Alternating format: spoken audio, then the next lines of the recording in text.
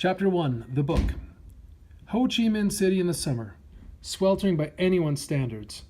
Needless to say, Artemis Fowl would not have been willing to put up with such discomfort if something extremely important had not been at stake, important to the plan. Sun did not suit Artemis. He did not look well in it.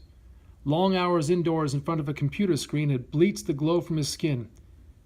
He was white as a vampire and almost as testy in the light of day. "I hope this isn't another wild goose chase, Butler," he said, his voice soft and clipped, especially after Cairo. It was a gentle rebuke. They had traveled to Egypt on the word of Butler's informant. "No, sir. I'm certain this time. Nguyen is a good man." Droned Artemis, unconvinced. Passers-by would have been amazed to hear the large Eurasian man refer to the boy as Sir. This was, after all, the third millennium. But this was no ordinary relationship, and these were no ordinary tourists. They were sitting outside a curbside cafe on Dong Kai Street, watching the local teenagers circle the square on mopeds. Nguyen was late, and the pathetic patch of shade provided by the umbrella was doing little to improve Artemis's mood. But this was just his daily pessimism. Beneath the sulk was a spark of hope. Could this trip actually yield results? Would they find the book? It was too much to hope for. A waiter scurried to their table. "More tea, sirs?"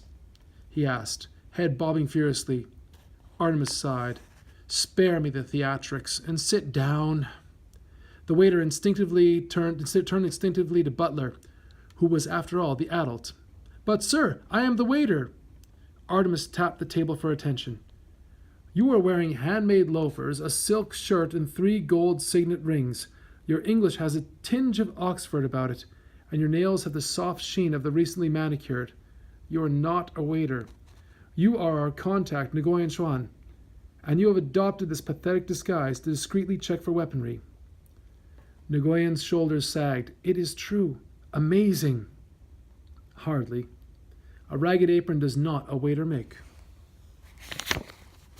Nguyen sat, pouring some mint tea into a tiny china cup. "Let me fill you in on our weapon status," continued Artemis. "I am unarmed, but Butler here, my butler, has a Sig Sauer in his shoulder holster, 2 Shrike throwing knives in his boots, a Derringer 2-shot in his sleeve, a garrote wire in his watch, and 3 stun grenades concealed in various pockets. Anything else, Butler?" "The Kosh, sir." "Oh, yes, a good old ball-bearing Kosh stuffed down his shirt." Nguyen brought the cup, trembling to his lips. "Don't be alarmed, Mr. Xuan." Artemis smiled. "The weapons will not be used on you." Nguyen didn't seem reassured. "No," continued Artemis. "Butler could kill you 100 different ways without the use of his weapons, though I'm sure one would be sufficient." Nguyen was by now thoroughly spooked. Artemis generally had that effect on people, a pale adolescent speaking with the authority and vocabulary of a powerful adult. Nguyen had heard the name Fowl before. Who hadn't in the international underworld? But he assumed he'd be dealing with Artemis Sr., not this boy. Though the word boy hardly seemed to do this gaunt individual justice. And the giant Butler. It was obvious that he could snap the man's backbone like a twig with those mammoth hands. Nguyen was starting to think that no amount of money was worth another minute in this strange company. "And now to business," said Artemis, placing a micro recorder on the table. "You answered our web advertisement."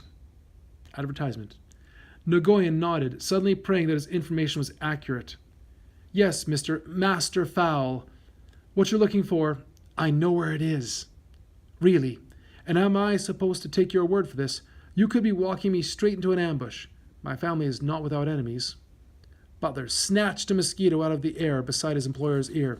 No, said Nguyen, reaching for his wallet. "Here, look." Artemis studied the Polaroid.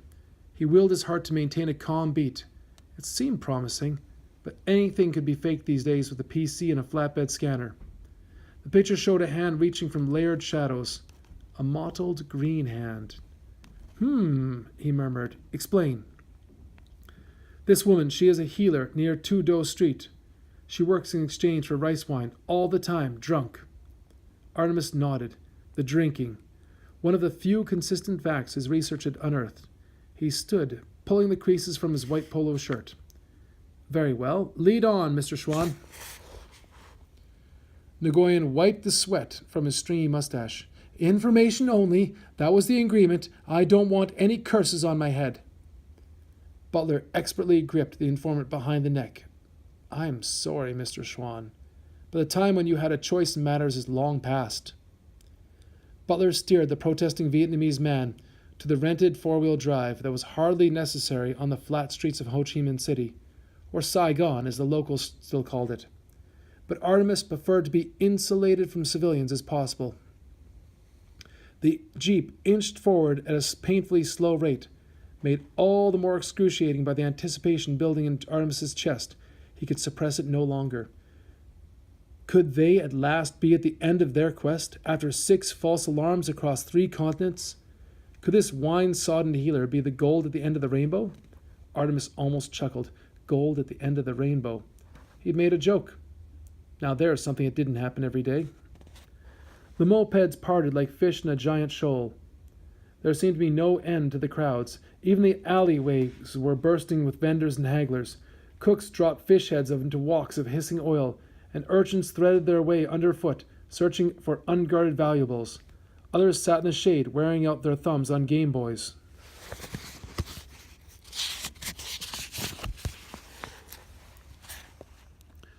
Nguyen was sweating right through his khaki top. It wasn't the humidity, he was used to that. It was his whole cursed situation. He should have known better than to mix magic and crime. He made a silent promise that if he got out of this, he would change his ways. No more answering shady internet requests, and certainly no more consorting with the sons of European crime lords. The jeep could only go so far. Eventually the side streets grew too narrow for the four-wheel drive. Artemis turned to Nguyen. It seems we must proceed on foot, Mr. Schwann. Run if you like, but expect a sharp and fatal pain between your shoulder blades. Nguyen glanced into Butler's eyes. They were a deep blue, almost black. There was no mercy in those eyes. Don't worry, he said. I won't run. They climbed down from the vehicle. 1,000 suspicious eyes followed their progress along the steaming alley. An unfortunate pickpocket attempted to steal Butler's wallet. The manservant broke the man's fingers without looking down. They were given a wide berth after that. The alley narrowed into a rutted lane. Sewage and drain pipes fed directly onto the muddy surface. Cripples and beggars huddled in rice mat islands. Most of the residents of this lane had nothing to spare, with the exception of 3. Well, demanded Artemis, where is she? Nguyen jabbed a finger towards a black triangle beneath a rusted fire escape. There, under there. She never comes out. Even to buy rice spirits, she sends a runner.